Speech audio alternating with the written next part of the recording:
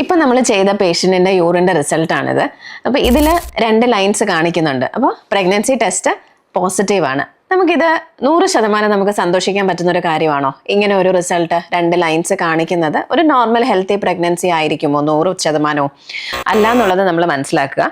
കൂടുതലും യൂട്രസിനകത്തുള്ള normal intra uterine പ്രഗ്നൻസീസിലാണ് ഇങ്ങനെ 2 lines urine pregnancy ടെസ്റ്റിൽ കാണിക്കുന്നത്. പക്ഷെ എല്ലാം അങ്ങനെ ആയിരിക്കണമെന്നില്ല. ഇതൊരു യൂട്രസിൻ്റെ മോഡലാണ്.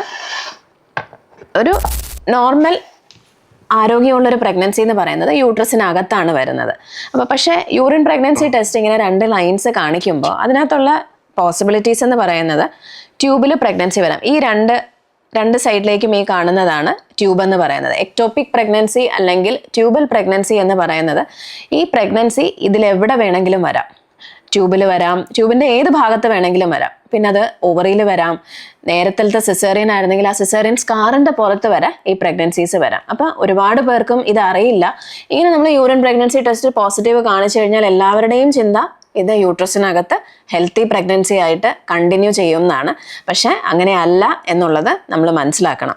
ഈ ട്യൂബിലുള്ള ചില പേഷ്യൻസ് ഉണ്ട്, നമ്മളിപ്പോൾ യൂറിൻ പ്രഗ്നൻസി ടെസ്റ്റ് പോസിറ്റീവ് ആണ്, സ്കാൻ ചെയ്യുമ്പോഴത്തേക്ക് അത് ട്യൂബലിൽ കാണിച്ചു. അപ്പോൾ ചിലർ ചോദിക്കാറുണ്ട്, ഡോക്ടറെ അത് നമുക്ക് കണ്ടിന്യൂ ചെയ്യാൻ പറ്റില്ലേ എന്നുള്ളത്.